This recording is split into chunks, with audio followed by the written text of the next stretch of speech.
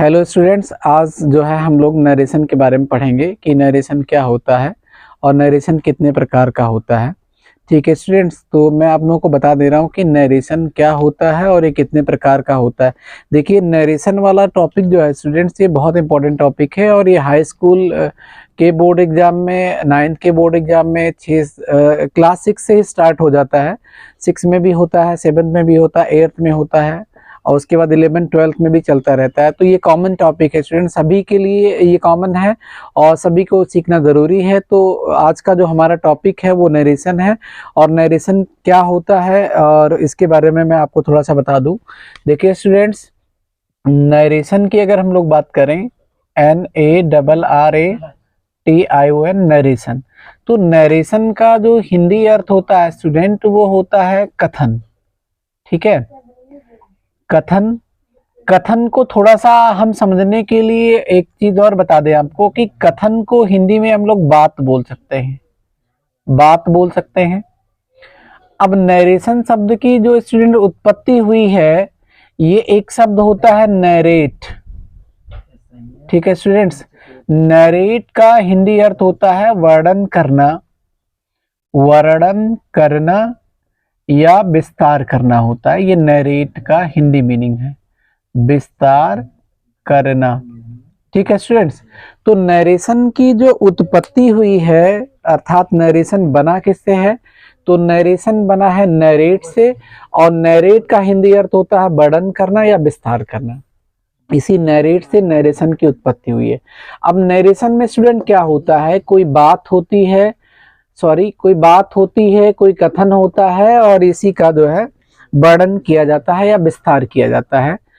तो narration students क्या हो गया, नरेशन की अगर हम लोग डेफिनेशन की बात करें तो नरेशन एक ऐसी प्रक्रिया होती है जिसके अंतर्गत किसी कथन या बात का वर्णन या विस्तार किया जाता है। तो जिसके अंतर्गत किसी कथन, बात या वर्णन का विस्तार किया जाता है स्टूडेंट्स, वो कहलाता है नरेशन। नरेशन के लिए स्टूडेंट्स कुछ लोगों का होना जरूरी है, कुछ चीजें जरूरी होती हैं नरेशन में। तो नरेशन देखिए स्टूडेंट्स तब होगा जब कुछ लोग होंगे, कुछ लोगों में एक चीज होता है नरेशन के लिए जरूरी, जो सबसे इंपॉर्टेंट है, वो स्पीकर होता है, SPEAKER। ठीक है स्टूडेंट्स, स्पीकर। और उसके बाद एक होता है ऑडियंस, AUDIENC। स्पीकर को हिंदी में हम लोग कहते हैं वक्ता। वक्ता को थोड़ा सा मैं और बता दूं आपको, वक्ता का जो मीनिंग होता है वो होता है बोलने वाला, बोलने वाला। ठीक है स्टूडेंट्स, बोलने वाला। बोलने वाला कौन होता है, जो कथन को या बात को बोलता है स्टूडेंट। जैसे एग्जाम्पल के लिए मैं आपको थोड़ा समझा दूं, जैसे अभी मैं बोल रहा हूं और आप लोग सुन रहे हैं, तो मैं हो जाऊंगा बोलने वाला, अर्थात स्पीकर हो जाऊंगा, वक्ता हो जाऊंगा। और जो बात को सुनता है, बोलने वाले के, स्पीकर की बात को जो सुनता है, बोलने वाले की बात को जो सुनता है, वो कहलाता है श्रोता या ऑडियंस। ऑडियंस का हिंदी अर्थ जो होता है स्टूडेंट्स, वो होता है श्रोता। श्रोता को हम लोग कहते हैं सुनने वाला। ठीक है स्टूडेंट्स, सुनने वाला। तो नरेशन की प्रक्रिया में स्टूडेंट्स जो है दो लोग अवश्य होते हैं। कौन होता है, पहला है स्पीकर, वक्ता या बोलने वाला। दूसरा होता ऑडियंस, श्रोता या सुनने वाला।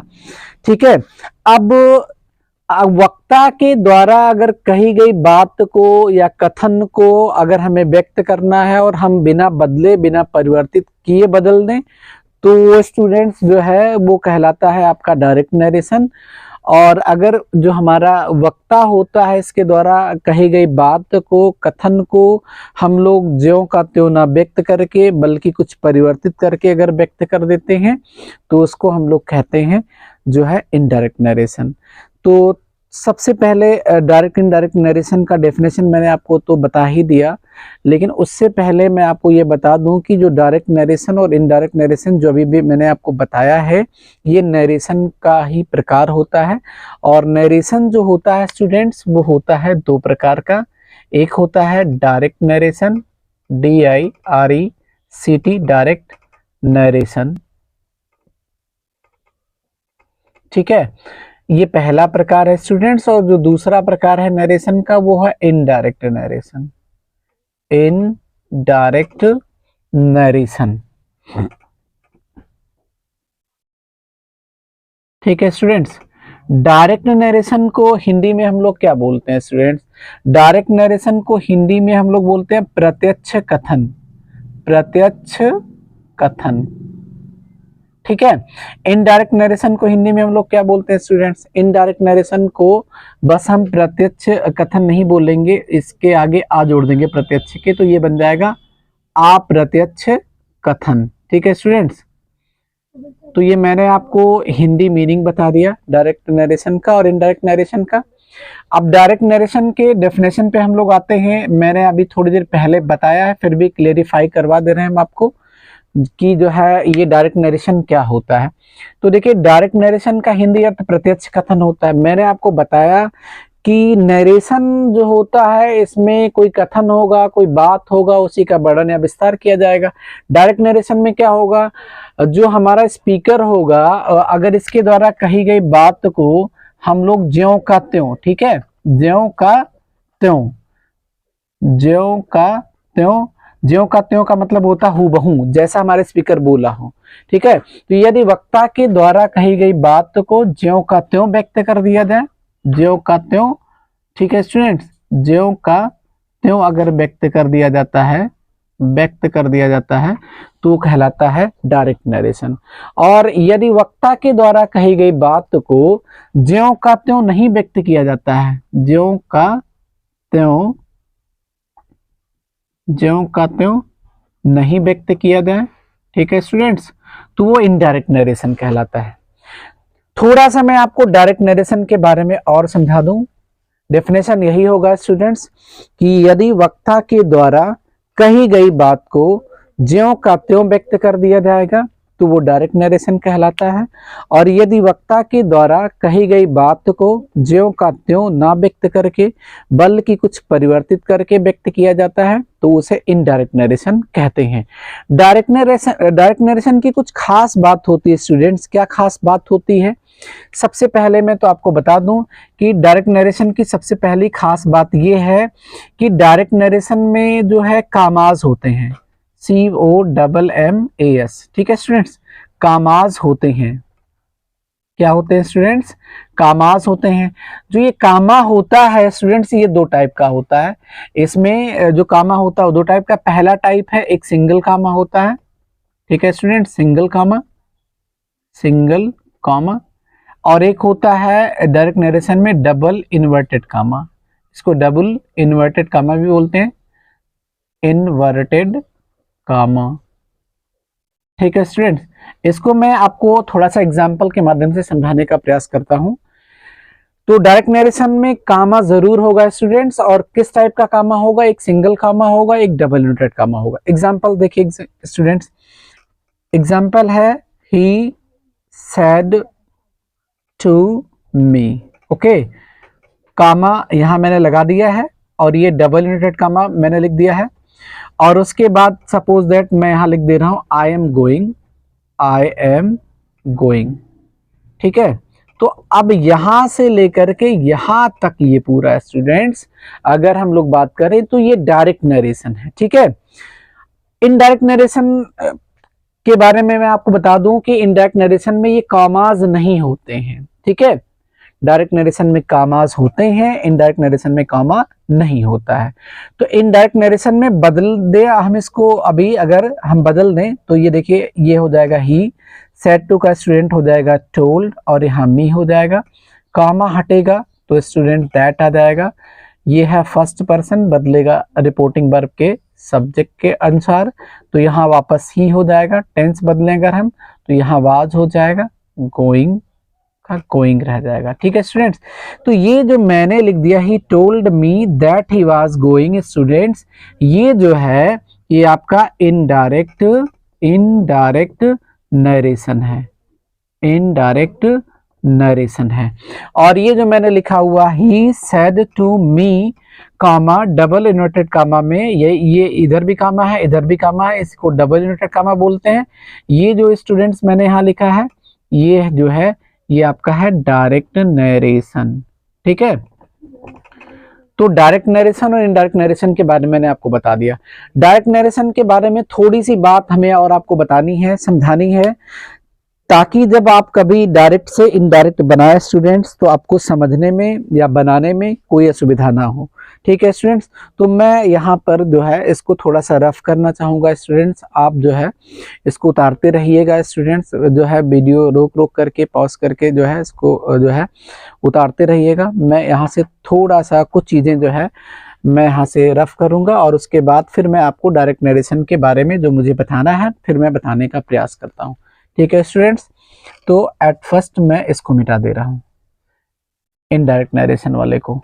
ठीक है, अब देखिए डायरेक्ट नरेशन के बारे में हमें बताना यही है आपको कि जो डायरेक्ट नरेशन होता है स्टूडेंट्स, यहां आप देख रहे हैं कामा लगा हुआ है और यहां डबल कामा लगा हुआ है। ठीक है, तो ये जो कामा होता है यहीं से ये एक भाग अलग हो जाता है, इसका ये पहला भाग है।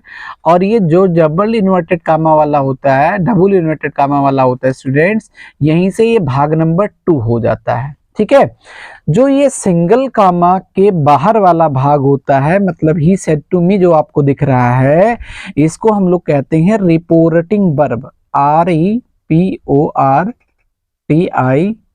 रिपोर्टिंग वर्ब बोलते हैं इसको। ठीक है, कुछ लोग इसको रिपोर्टेड वर्ब भी बोल देते हैं स्टूडेंट्स। रिपोर्टेड वर्ब भी आप बोल सकते हैं, रिपोर्टिंग वर्ब बोल सकते हैं, जो आपके सुविधा में आए वो आप बोल लीजिए। तो ये कामा के बाहर वाले भाग को रिपोर्टिंग वर्ब कहते हैं। अगर आपसे कोई पूछता है स्टूडेंट्स कि रिपोर्टिंग वर्ब किसे कहते हैं, तो आप बता दीजिएगा कि डायरेक्ट नरेशन में कामा के बाहर वाले या सिंगल कामा के बाहर वाले भाग को रिपोर्टिंग वर्ब कहते हैं। ओके, ये जो मैंने डबल पार्ट लिखा हुआ है, सेकंड पार्ट लिखा हुआ है, दूसरा पार्ट लिखा हुआ है, ये जो है इसका नाम है reported speech, REPORTED, reported speech. ठीक है स्टूडेंट्स, रिपोर्टेड स्पीच की अगर हम लोग डेफिनेशन की बात करें, इसे डिफाइन कैसे करेंगे, परिभाषित कैसे करेंगे, तो फिर से जैसे हमने आपको रिपोर्टिंग पर बताया है, सेम टू सेम आप बोलेंगे, थोड़ा सा परिवर्तन करेंगे। जो है डायरेक्ट नरेशन में डबल इन्वर्टेड कामा के अंदर वाले भाग को, ठीक है स्टूडेंट्स, रिपोर्टेड स्पीच कहते हैं। तो देखिए रिपोर्टिंग वर्ब और रिपोर्टेड स्पीच अगर आप समझ जाते हैं, बेहतर तरीके से समझ जाते हैं, तो फिर आपको डायरेक्ट से इनडायरेक्ट बनाने में कोई असुविधा नहीं होगी। तो अभी तक जो मैंने आपको बताया है वो मैंने केवल इतना ही बताया है कि नरेशन किसे कहते हैं, नरेशन क्या होता है, नरेशन की परिभाषा क्या होती है, नरेशन कितने प्रकार का होता है। ठीक है, और डायरेक्ट नरेशन के बारे में मैंने बताया और इनडायरेक्ट नरेशन के बारे में भी मैंने बताया। अब स्टूडेंट्स हम आपको डायरेक्ट से इनडायरेक्ट बदलना सिखाते हैं कि डायरेक्ट से इनडायरेक्ट हम लोग कैसे बदलें, डायरेक्ट से इनडायरेक्ट में कैसे बदलें। ठीक है स्टूडेंट, तो डायरेक्ट से इनडायरेक्ट बदलना सीखने के लिए जो है व्हाइट बोर्ड को हमें थोड़ा सा रफ करना पड़ेगा। जो है फिर मैं आपको समझाने का प्रयास करता हूँ कि डायरेक्ट से इनडायरेक्ट जो है हम लोग कैसे बदलें। डायरेक्ट से इनडायरेक्ट में जो एक बहुत बड़ा मुद्दा होता है, जो है कभी कभी स्टूडेंट्स के लिए, कुछ ऐसे स्टूडेंट्स होते हैं जिनको समझ में नहीं आता है स्टूडेंट्स, फिर भी जो है अगर आप मेरा वीडियो जो मैंने बनाया हुआ है जो है इसको अगर आप देखेंगे तो आपको डायरेक्ट से इनडायरेक्ट बनाने में कोई असुविधा होने वाली नहीं है। तो मैं आपको जो है सबसे पहले स्टूडेंट्स जो है देखिए, मैं असर्टिव सेंटेंस का पढ़ाना चाहूँगा। असर्टिव सेंटेंस का जो है कैसे आप जो है डायरेक्ट से इनडायरेक्ट में परिवर्तन करें। ठीक है, जो नरेशन वाला प्रोसेस होता है, नरेशन वाली प्रक्रिया होती है स्टूडेंट्स, ये जो है वैसे मेन 5 चरणों में चलती है। असर्टिव सेंटेंस का इनडायरेक्ट नरेशन जो है, और उसके बाद जो है इंट्रोगेटिव का, फिर इम्परेटिव का, इम्परेटिव में ही जो है लेट आ जाता है, लेट वाले सेंटेंसेस का। उसके बाद ऑपरेटिव आता है स्टूडेंट्स, ऑपरेटिव के बाद एक लास्ट वाला सेंटेंस जो आता है वो होता है एक्सक्लेमेटरी। जो आज का हमारा टॉपिक है स्टूडेंट्स नरेशन के अंतर्गत, वो है आप असर्टिव वाले सेंटेंस का इनडायरेक्ट बनाना सीखेंगे। और इसमें मैं कुछ आपको जनरल रूल्स बताऊंगा, ठीक है, सबसे पहले, और उसके बाद स्पेशल रूल्स बताऊंगा। तो जनरल रूल्स अगर आप अच्छी तरह से समझ जाएंगे तो फिर स्पेशल रूल्स समझने में आपको कोई असुविधा नहीं होगी। तो इसको समझाने के लिए मैं व्हाइट बोर्ड पे जो है स्टूडेंट्स 3 एग्जाम्पल लिखना चाहूंगा। पहला एग्जाम्पल मैं यहाँ राइट कर रहा हूँ, ठीक है। He said to me, comma double comma में, I am reading my book.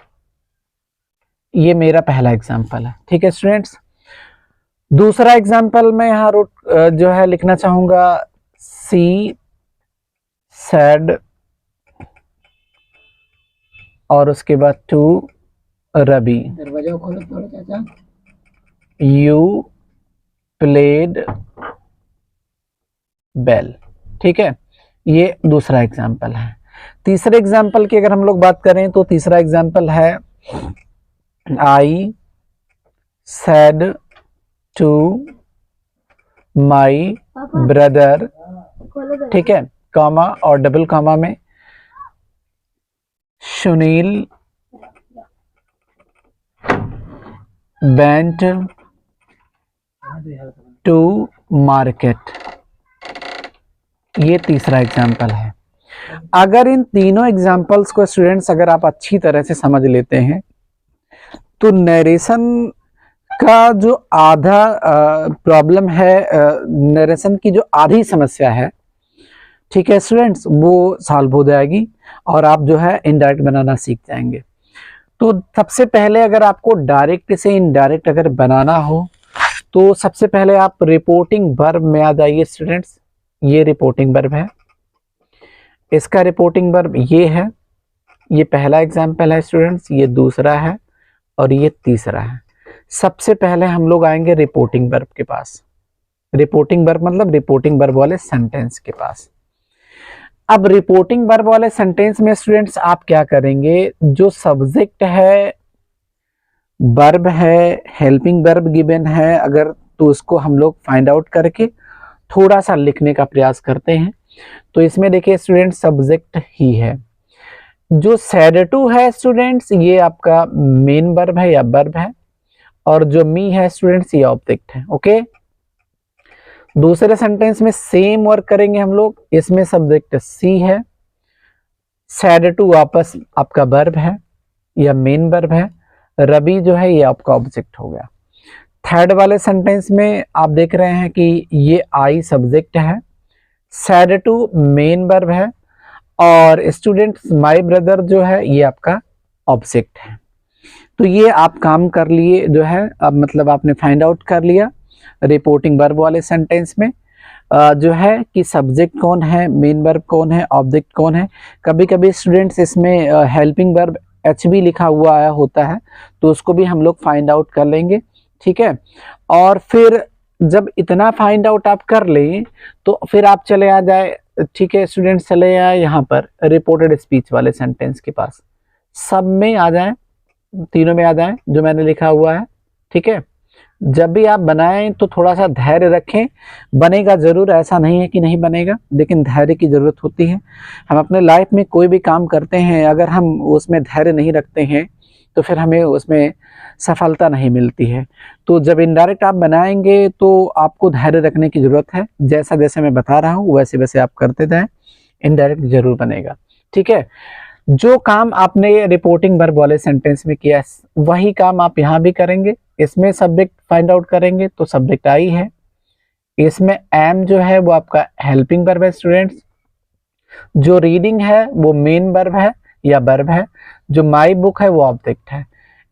Second वाले में यू जो है स्टूडेंट्स वो सब्जेक्ट है, जो प्लेड है वो मेन वर्ब है, और बेल को आप यहाँ अदर वर्ड या ऑब्जेक्ट जो भी आपकी मर्जी वो रख सकते हैं, ठीक है। सुनील की अगर हम लोग बात करें तीसरे वाले सेंटेंस में जो है, तीसरे वाले सेंटेंस के रिपोर्टेड स्पीच वाले सेंटेंस में, तो सुनील सब्जेक्ट है, बेंट जो है वो मेन वर्ब है स्टूडेंट्स, और जो टू मार्केट है वो ऑब्जेक्ट है। तो आपने जो है फाइंड आउट कर लिया कि कौन सब्जेक्ट है, कौन मेन वर्ब है, कौन हेल्पिंग वर्ब है, ठीक है। अब आपको मैं जो है डायरेक्ट से इनडायरेक्ट बनाना सिखाता हूँ कि कैसे आप डायरेक्ट से इनडायरेक्ट में परिवर्तन करें, बदलें। तो अगर आप फाइंड आउट कर लेते हैं तो फिर आपको असुविधा हो ही नहीं सकती है, दिक्कत हो ही नहीं सकती है, इनडायरेक्ट बन जाएगा। ये मेरा आपसे वादा है। ठीक है स्टूडेंट्स, तो देखिए कैसे बदलेंगे हम इसको। देखिए ये देखिए स्टूडेंट्स, मैं यहाँ आ गया हूँ। यहाँ का मतलब देखिए स्टूडेंट्स, रिपोर्टिंग वर्ब के सब्जेक्ट के पास, इसको रिपोर्टिंग वर्ब का सब्जेक्ट बोलेंगे। ठीक है स्टूडेंट्स, और इसको हम लोग रिपोर्टिंग वर्ब का मेन वर्ब बोलेंगे, और इसको स्टूडेंट्स हम लोग रिपोर्टिंग वर्ब के मेन वर्ब का रिपोर्टिंग वर्ब का ऑब्जेक्ट बोलेंगे। इसको हम लोग रिपोर्टिंग वर्ब का सब्जेक्ट नहीं बोलेंगे, क्योंकि ये रिपोर्टेड स्पीच का है, इसलिए इसको रिपोर्टेड स्पीच का सब्जेक्ट बोलेंगे। इसको रिपोर्टेड स्पीच का हेल्पिंग वर्ब बोलेंगे। इसको रिपोर्टेड स्पीच का मतलब स्पीच वाले सेंटेंस का, रिपोर्टेड स्पीच वाले सेंटेंस का, इसको मेन वर्ब बोलेंगे। इसको रिपोर्टेड स्पीच वाले सेंटेंस का ऑब्जेक्ट बोलेंगे। जो मैंने पहले सेंटेंस में काम किया है वही यहाँ पर भी आप समझ लीजिएगा। ठीक है स्टूडेंट्स, मतलब एक और मैं एग्जांपल समझा दे रहा हूं आपको। जैसे इसको सी को हम लोग रिपोर्टिंग वर्ब का सब्जेक्ट बोलेंगे, सैड को हम लोग रिपोर्टिंग वर्ब के मेन वर्ब, रिपोर्टिंग वर्ब का वर्ब बोलेंगे, और रबी को रिपोर्टिंग वर्ब का ऑब्जेक्ट बोलेंगे। ठीक है, जो यू है रिपोर्टेड स्पीच का सब्जेक्ट है, जो प्लेड है वो रिपोर्टेड स्पीच का मेन वर्ब है, और जो बेल है वो रिपोर्टेड स्पीच का मैंने ऑब्जेक्ट बना के रखा हुआ है। ठीक है स्टूडेंट्स, तो डायरेक्ट से जब भी इनडायरेक्ट आपको बनाना हो तो मैं तीनों एक साथ बना के दिखाता हूं आपको। तो सबसे पहले आप रिपोर्टिंग वर्ब के सब्जेक्ट को बिना किसी बदलाव के उतार लेंगे, तो ये हो जाएगा ही। ठीक है, क्योंकि यहाँ ही लिखा हुआ है तो आप ही उतारेंगे। अगर यहाँ सी लिखा हुआ तो आप सी उतारेंगे, अगर यहाँ दे लिखा हुआ तो दे उतारेंगे, किसी का नाम लिखा हुआ है उसका नाम उतारेंगे, बॉयज लिखा हुआ बॉय उतारेंगे। कहने का मतलब जो भी सब्जेक्ट है रिपोर्टिंग वर्ब वाले सेंटेंस का, उसको आप बिना किसी परिवर्तन के उतारेंगे। तो यहाँ तो सी है इसलिए हम यहाँ सी उतार लेंगे। ठीक है स्टूडेंट्स, यहाँ आई है इसलिए हम यहाँ पर आई उतार लेंगे। ओके, अब देखिए स्टूडेंट्स, हम इस वाले सेंटेंस में देख रहे हैं कि हम लोग रिपोर्टिंग वर्ब के मेन वर्ब के पास पहुंच गए। इस वाले सेंटेंस में अगर हम लोग देखें तो रिपोर्टिंग वर्ब के मेन वर्ब के पास पहुंच गए। इस वाले सेंटेंस में भी हम लोग रिपोर्टिंग वर्ब के मेन वर्ब के पास पहुंच गए हैं। मैं थोड़ा सा अब यहीं पर आपको एक और चीज बता देना चाहता हूं। अगर यहाँ सब्जेक्ट और वर्ब के बीच में कोई हेल्पिंग वर्ब लिखा हुआ आया हो, कोई भी हेल्पिंग वर्ब लिखा हुआ आया हो स्टूडेंट, तो आप उस हेल्पिंग वर्ब को भी बिना किसी बदलाव के उतार लेंगे। ठीक है, तो यहां हेल्पिंग वर्ब आया नहीं है तो मैं नहीं उतार रहा हूं। ठीक है, अगर आया होगा तो आप उतारेंगे जरूर। ठीक है, उसको मैं अभी थोड़े टाइम में एक उसका एग्जाम्पल लेकर के आपको समझाने का प्रयास करूंगा। अभी फिलहाल आप इसको समझ लीजिए। अब हम आ गए हैं रिपोर्टिंग वर्ब के मेन वर्ब के पास। यहाँ पर भी और यहाँ पर भी तीनों में इक्वल है हम लोग। तो देखिए रिपोर्टिंग वर्ब का जो मेन वर्ब का बदलाव होता है स्टूडेंट्स, वो कुछ इस टाइप से होता है, जैसे मैं आपको यहाँ समझाने का प्रयास करता हूँ। किस टाइप से, अगर रिपोर्टिंग वर्ब के मेन वर्ब के स्थान पे स्टूडेंट अगर से लिखा हुआ मिल जाए आपको, ठीक है, तो आप क्या करेंगे, से को से ही रहने देंगे। अगर सेज लिखा हुआ मिल रहा है सेज, तो आप क्या करेंगे, सेज ही रहने देंगे। अगर से टू लिखा हुआ मिल रहा है तो से टू का आप टेल कर देंगे। अगर सेज टू लिखा हुआ आ रहा है तो सेज टू का आप टेल्स कर देंगे। ठीक है, सेड है तो सेड को आप सेड ही रहने देंगे। और अगर सैड टू है स्टूडेंट तो आप टोल्ड कर देंगे। ओके, ये टी है। और अगर सपोज दैट कभी कभी आप देखेंगे कि सेइंग लिखा हुआ आएगा, सेइंग, ठीक है, बुक्स में ज्यादातर लिखा हुआ मिलेगा नहीं आपको, लेकिन फिर भी आप जान लीजिए, मैं समझा दे रहा हूं आपको। अगर सेइंग लिखा हुआ रहा तो आप सेइंग ही रहने दीजिएगा। और अगर सेइंग टू स्टूडेंट्स मिल रहा है तो सेइंग टू को आप टेलिंग कर देंगे। क्या कर देंगे, टेलिंग कर देंगे। तो ये मैंने आपको समझा दिया कि रिपोर्टिंग वर्ब के मेन वर्ब का बदलाव कैसे होता है। इसके अलावा मैं थोड़ा सा कभी जो है आप भ्रम में ना रहें उसके लिए जो है एक और चीज समझा दूं यहाँ पर। कभी कभी क्या होता है कि हैज और सेड लिखा हुआ आ जाता है, ठीक है। तो अब कुछ लोग सोचते हैं कि सर जी ने तो ये सब समझाया नहीं कि हैज सेड कैसे बदलेगा। कभी आप देखेंगे कि हैज सेड लिखा हुआ मिल जाएगा, कभी आप देखेंगे कि हैड सेड लिखा हुआ मिल जाएगा, कभी आप देखेंगे कि विल बी और उसके साथ सेइंग भी लिखा हुआ मिल जाएगा। तो कभी कभी लोग समझते हैं कि ये वाला तो भाई बताया नहीं गया। तो देखिए वो आपको बताया जा चुका है, केवल आपके समझने में थोड़ी सी समस्या है। अगर समस्या है तो वो क्लियर कर लीजिए, नहीं है तो अच्छी बात है। देखिए स्टूडेंट्स, देखिए मैंने यहाँ अभी बताया है कि अगर सब्जेक्ट और मेन वर्ब के बीच में कोई भी हेल्पिंग वर्ब आया हो, ठीक है, तो आप उसको बदलेंगे नहीं, बिना किसी परिवर्तन के उतार लेंगे। तो आप बताइए, अगर यहाँ ही हैज सेड लिखा होता, ही यहाँ हैज लिखा होता, सेड लिखा होता, तो बताइए क्या आप हैज को बदलते? नहीं बदलते, ठीक है। तो यहाँ देखिए जब नहीं बदलेंगे हम लोग तो हैज का क्या हो जाएगा? हैज का हैज ही रहेगा। और सेड यहां से देख लीजिए, सेड बदला है? नहीं बदला है, तो सेड भी नहीं बदलेगा, तो हैज सेड का स्टूडेंट हैज सेड ही रह जाएगा। वैसे यहाँ हैड सेड अगर आएगा तो हैड भी तो नहीं बदलेगा, क्योंकि हैड भी तो हेल्पिंग वर्ब है। और हैड के पोजीशन की अगर हम लोग बात करें तो यहाँ भी आ सकता है, यहाँ भी आ सकता है, यहाँ भी आ सकता है, कहीं भी आ सकता है। कहीं का भी मतलब क्या है? सब्जेक्ट और वर्ब के बीच में ही तो आएगा। तो आप हैड सेड को स्टूडेंट हैड सेड ही रहने देंगे। तो ये मैंने आपको समझा दिया है। अब ये विल बी सेइंग का स्टूडेंट्स क्या होगा, ये आप कमेंट सेक्शन में बताइएगा कि विल बी सेइंग का क्या होगा, ठीक है। तो ये जो मैंने आपको समझाया है रिपोर्टिंग वर्ब के मेन वर्ब का बदलाव मैंने समझा दिया। तो चलिए हम यहाँ पर अब इनडायरेक्ट बनाने का प्रयास करते हैं। तो सेड टू का स्टूडेंट क्या होगा? सेड टू का टोल्ड होगा।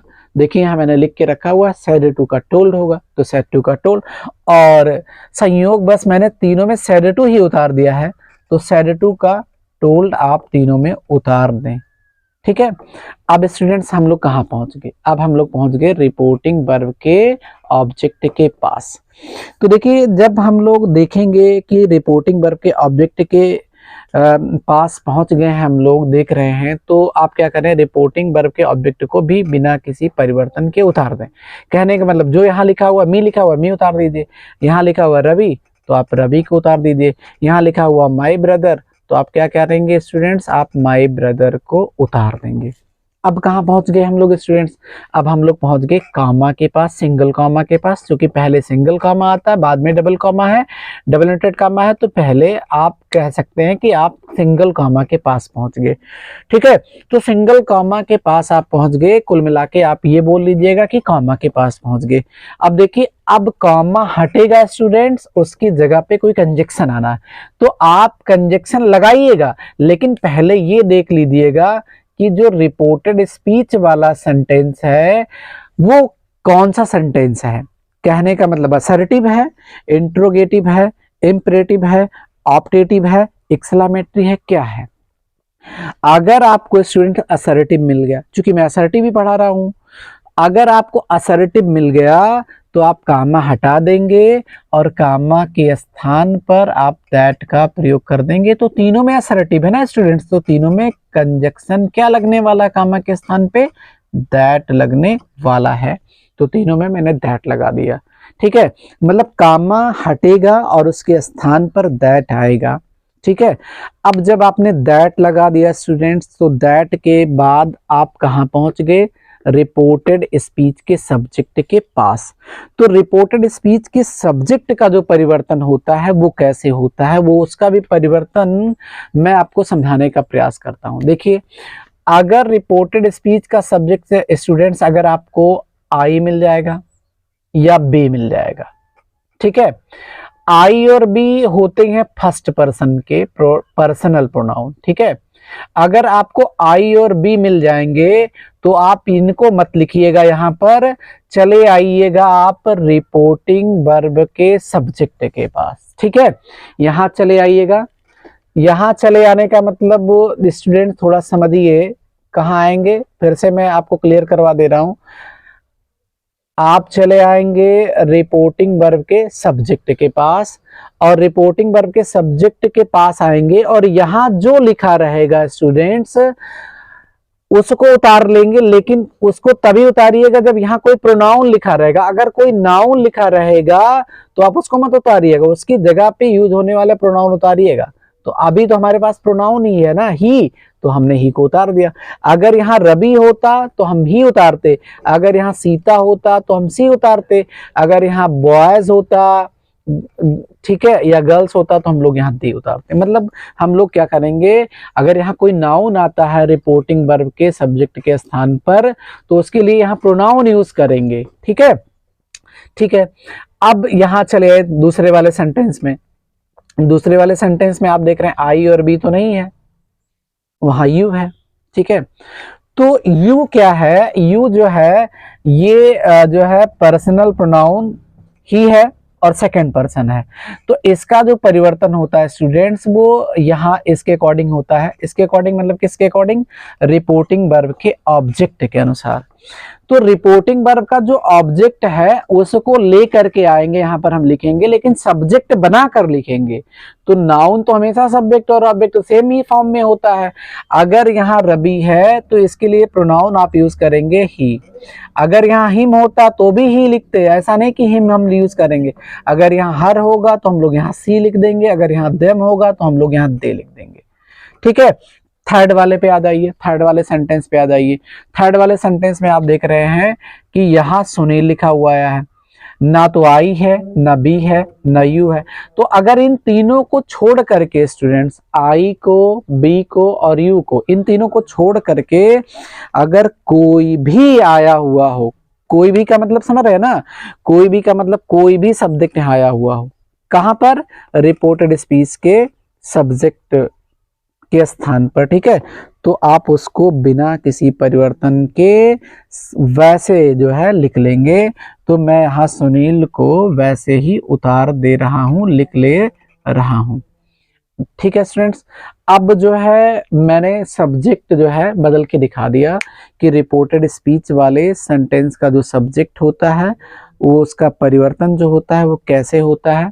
अब देखिए, जब आप डायरेक्ट से डायरेक्ट बनाएंगे तो इसके बाद जो स्टूडेंट्स आती है बात, वो जो होती है वो टेंस परिवर्तन वाली होती है।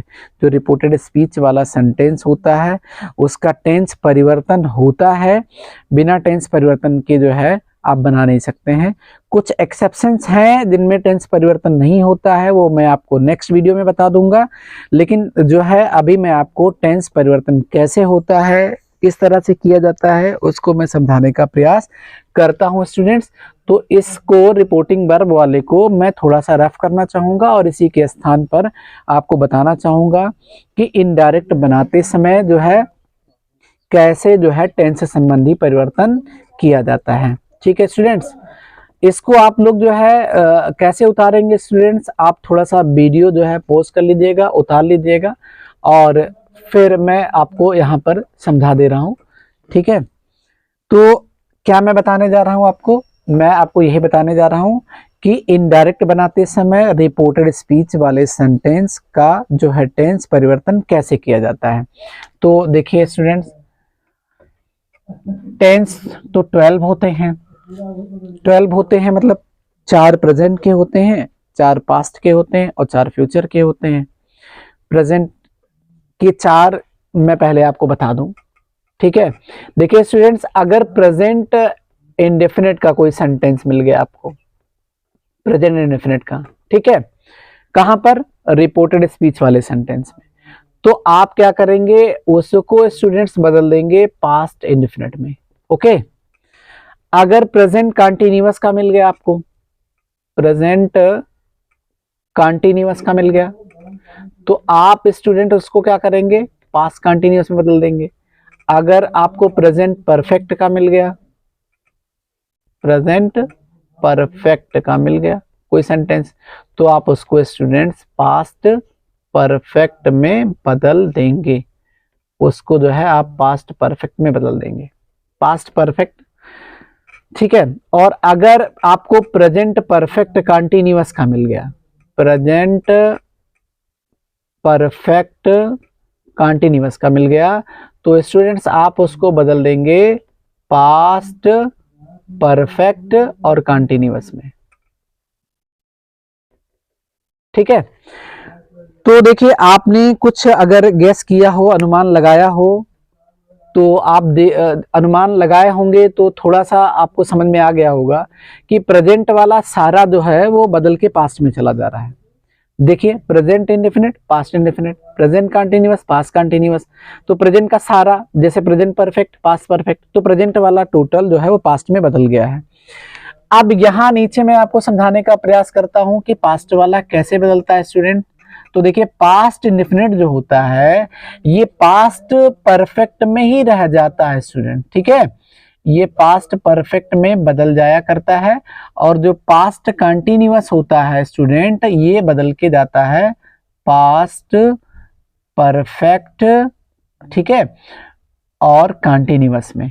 और इसके बाद जो है जैसे आपके पास बचा क्या है, आपके पास बचा है स्टूडेंट्स पास्ट परफेक्ट, ठीक है, और एक और बचा हुआ पास्ट में वो है पास्ट परफेक्ट कंटीन्यूअस।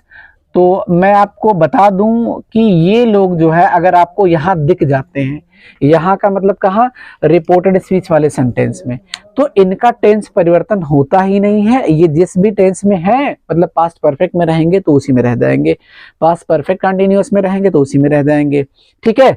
और इसके बाद फ्यूचर वाला कैसे बदलाव होता है, तो फ्यूचर वाला आप टेंस परिवर्तन ना करें, फ्यूचर में टेंस परिवर्तन होता ही नहीं है।